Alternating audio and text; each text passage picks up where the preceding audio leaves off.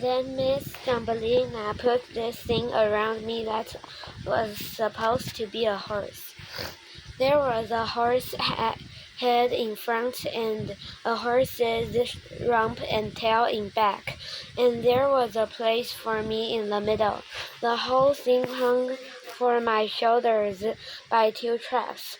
To make the horse go, I had to run like this, bada bum, bada bum, bada bum. As she hooked me into the horse, she said, "Now here's all you have to do. Wait behind the curtains, and whenever I said, 'Someone will save me,' you come galloping all the way across the stage, right past me, and you wave your sword and yelled, 'I'll save you, princess.' Then you go behind the curtains on the far side and wait there. And when I say that line again, you run out and do the same thing, okay?" I nodded and said, "Okay," because I was already strapped into the costume and the lady was ready to start. What else could I do?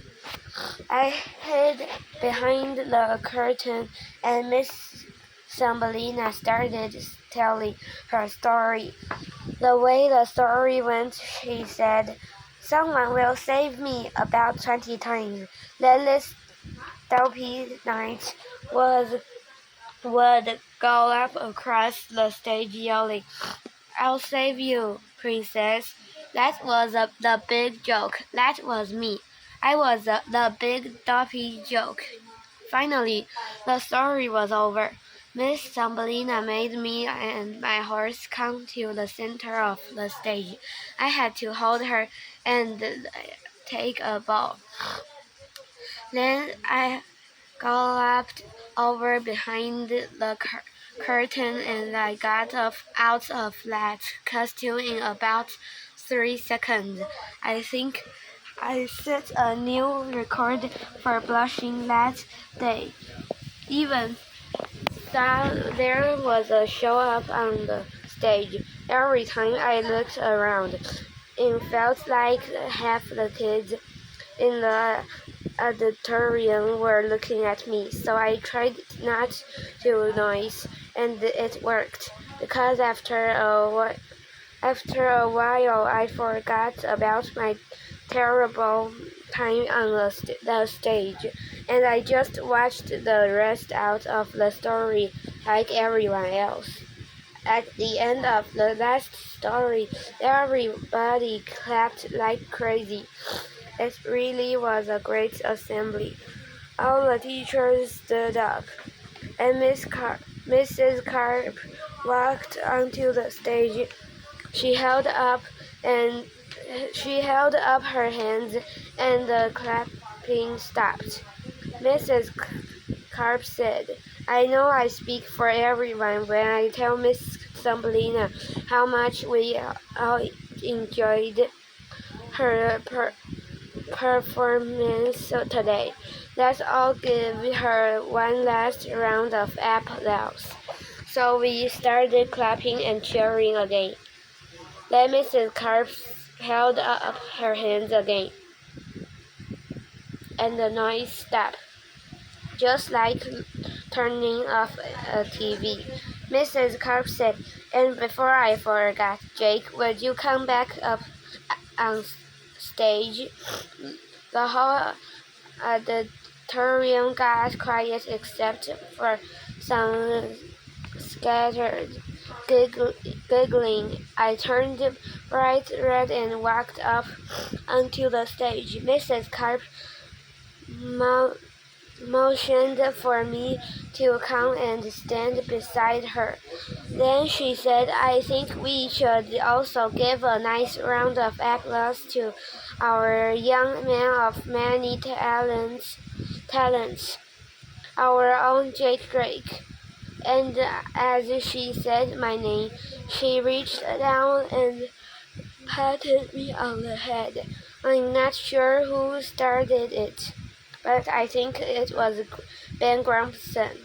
Because when the kids started clapping, someone began saying, Jake Drake, Jake Drake, Jake Drake, and every kid in the room picked up on it.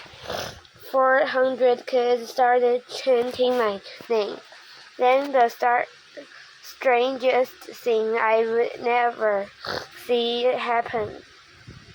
Instead of frowning and stopping the chanting like she could have, Mrs. Carp smiled and started clapping her hands, and she chanted along with the kids. Jake Drake, Jake Drake, Jake Drake. I couldn't believe it. I felt like I was in a movie where aliens had taken over a school and made everyone act completely nuts. After all the kids and teachers and Mrs. Carp had chanted my name about 15 times, it was starting to feel like the roof might blow off the auditorium. Finally, Mrs. Carp held up her hands, and right away the noise stopped, because even the middle of a riot, no one would ever mess around with Mrs. Carp. And then the principal dismissed us to go back to our classroom and get ready for lunch, like nothing strange had happened at all. So I tried to act that way too. I kept my eyes on the floor and went back toward our classroom. And when some kid in the hallway started chanting, Jake Drake, Jake Drake, Jake Drake, I didn't look up. I just kept walking. I was so glad to be back in my own classroom. It was going to be so good to go to lunch and sit down in a quiet corner with Willie. I opened my desk to get my lunch, and I gasped. A bunch of kids turned to look at me.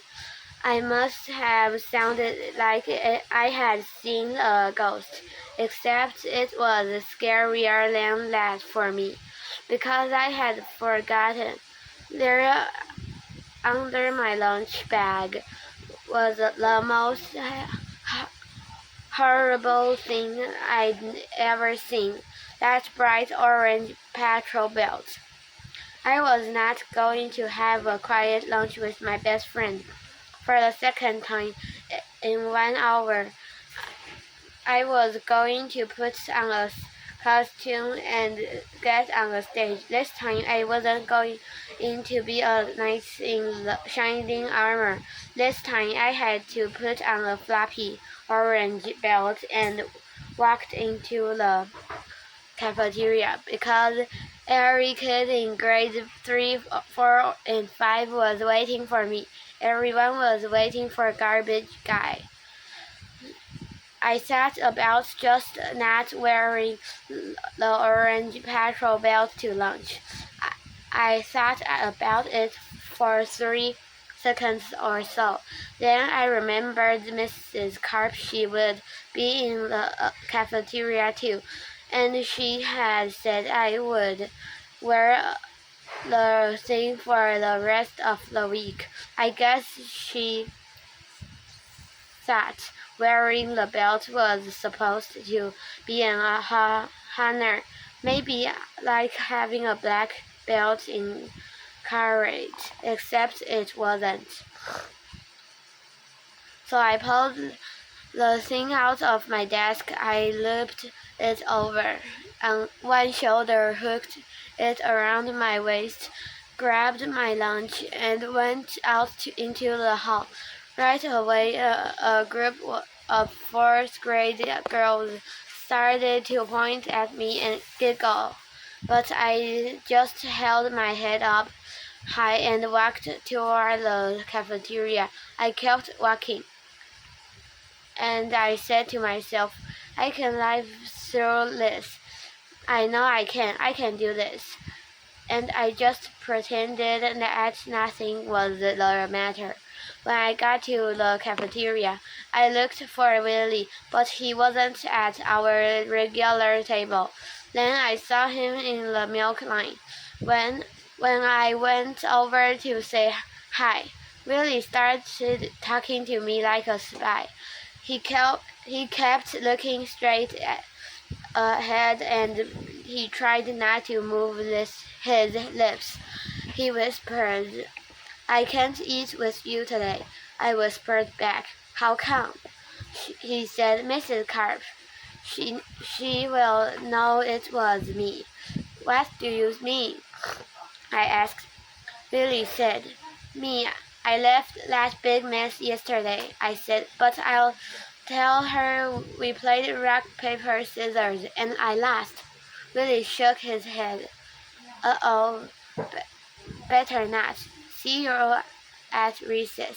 And maybe Willie was right, because Mrs. Carp was already prowling around the lunchroom. She was on the lookout for treasures. So I got some milk and went to find a place to sit. And as I looked around the cafeteria, it felt like there was a big sign at every table, and the sign said, "No teacher's pet allowed." Even the table where I usually sat with Willie was filled up. There